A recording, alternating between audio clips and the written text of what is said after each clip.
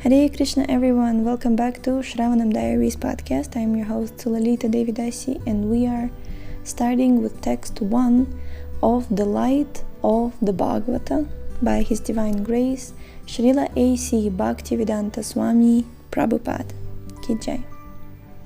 So text 1. The arrival of clouds accompanied by thunder and flashes of lightning all over the sky provides a picture of life-giving hope. Covered by deep, bluish clouds, the sky appears artificially dressed. The thunder and lightning within the clouds are signs of hope for a new way of life. The serene sky, limitlessly expansive, is compared to the absolute truth. The living entities are truths manifested in relation with the modes of material nature. The deep, bluish cloud covers only an insignificant portion of the limitless sky, and this fractional covering is compared to the quality of ignorance or forgetfulness of the real nature of the living being. A living entity is as pure as the limitless sky. He becomes covered by the cloud of forgetfulness, however, in his tendency for enjoying the material world. Because of this quality called tamas, ignorance, he considers himself different from the absolute whole and forgets his purity. Purity which is like that of the clear sky. This forgetfulness gives rise to separatism in false ego. Thus, the forgetful living entities, individually and collectively, make sounds like thundering clouds. I am this, it is ours, or it is mine. This mood of false separatism is called the quality of rajas, and it gives rise to a creative force for separate lordship over the mode of tamas. The flash of lightning is the only beam of hope that can lead one to the path of knowledge, and therefore it is compared to the mode of sattva, or goodness.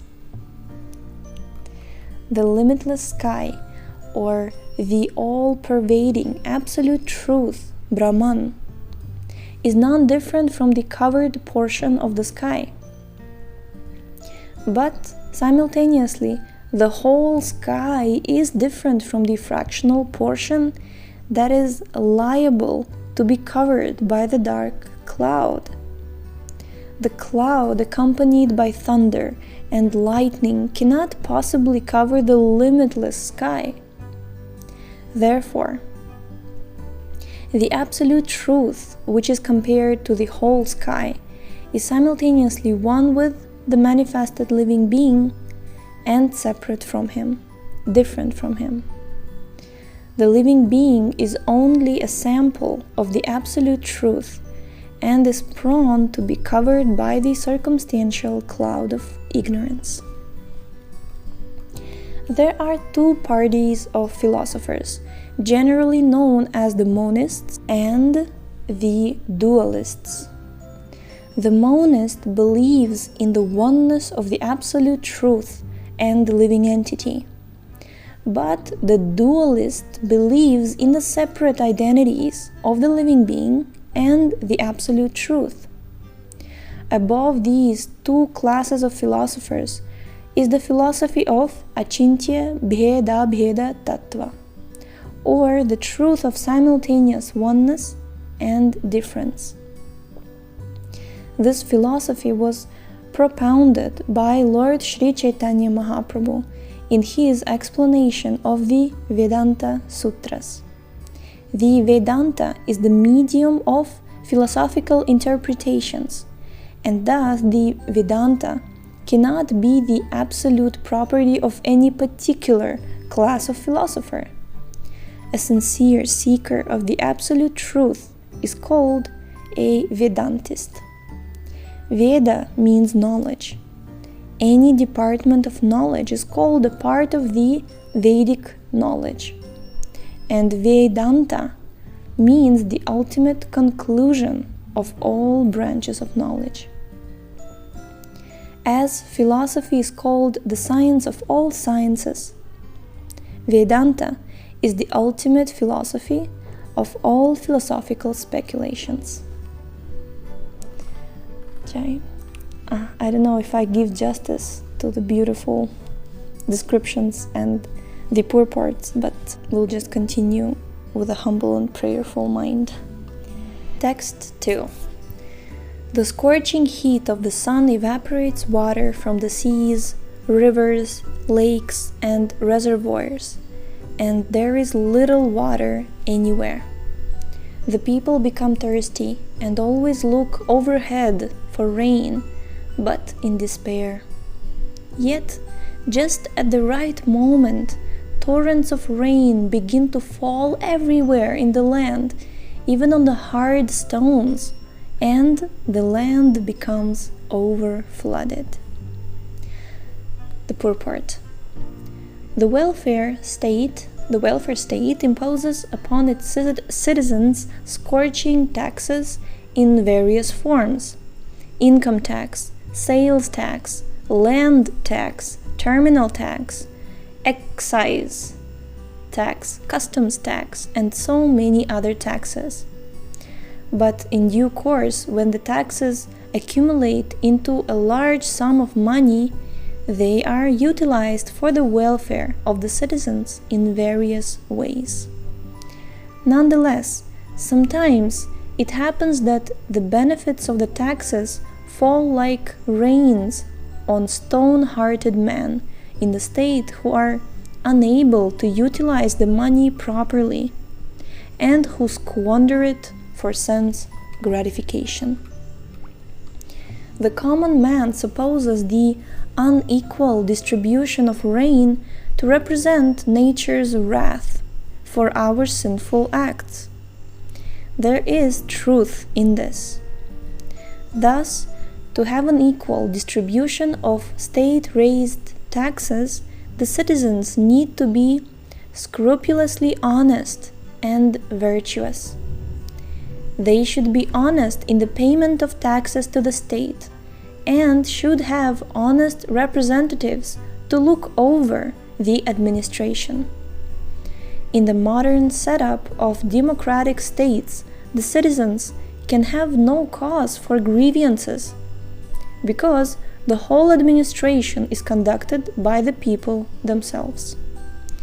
If the people themselves are dishonest, the administrative machinery must be corrupt. Although a damned government of the people may be given a good or fancy name, if the people are not good, they cannot have good government, regardless of which party governs the administration. Therefore, good character in the consciousness of the mass of people is the first principle necessary for a good government and equal distribution of wealth. In ancient days, the kings were taught lessons in political philosophy by ideal teachers, and the citizens from village to village were taught the principles of self-realization according to the Vedic codes for both the material and spiritual upliftment of society. Therefore, the citizens were God-conscious and honest in their dealings, and the kings were responsible for the welfare of the state. The same basic principles are accepted in the democratic governments of the present day, for the irresponsible party of the people is always voted out of power and must yield to the responsible party for a better government. In the cosmic administration, there is only one party, which consists of the servants of God, and the responsible deities of the various planets maintain the cosmic laws in terms of the orders of the Supreme Lord. But the people suffer on account of their own folly. And what is that folly? In Bhagavad Gita, it is said that people should perform yagyas, or sacrifices for the satisfaction of the Supreme. The Supreme is all-pervading. Therefore, people must learn to perform yagyas to satisfy the all-pervading Supreme Truth. There are different yagyas prescribed for different ages. And in the present age of iron industry, the yagya that enlightens the mind of the masses for God consciousness is recommended. This process of yagya is called the Sankirtan Yagya, or mass agitation for invoking man's lost spiritual consciousness. Oh, I don't remember this definition of Sankirtan Yagya. Okay. Mass agitation for invoking man's lost spiritual consciousness. Haribol. As soon as this movement is taken up through spiritual singing, dancing, and feasting, the people will automatically become obedient and honest. Obedience is the first law of discipline. The people have become disobedient. The people have become disobedient to the laws of God, and therefore neither rain nor wealth is equally distributed. A man who is ultimately disobedient cannot have any good qualifications.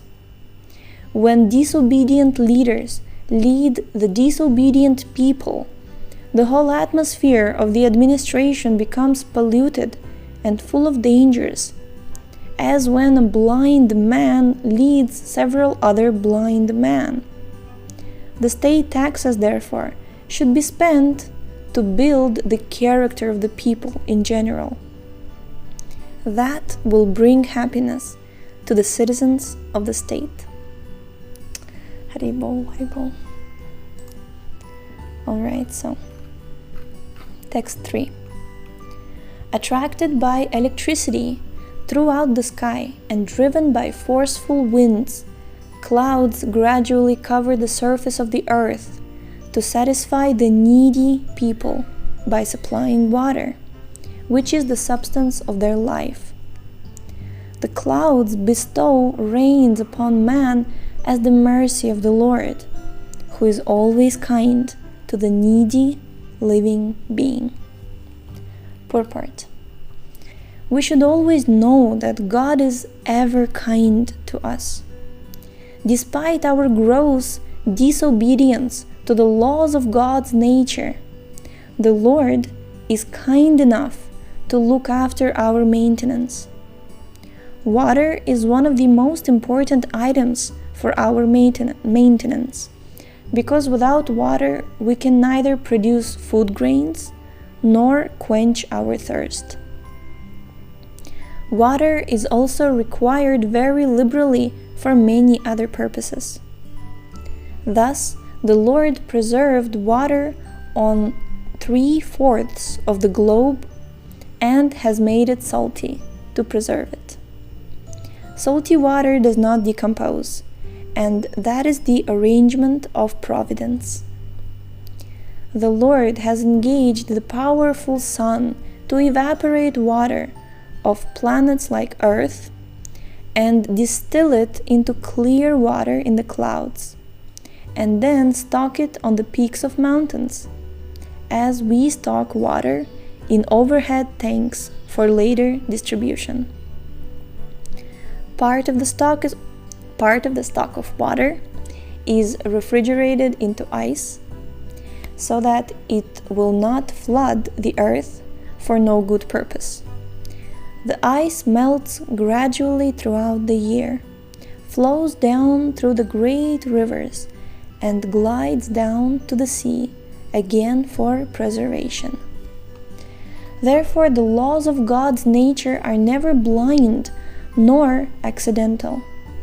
As men with a poor fund of knowledge conclude, behind the laws of nature is the living brain of God, just as there is always a lawmaker behind all the laws of the state.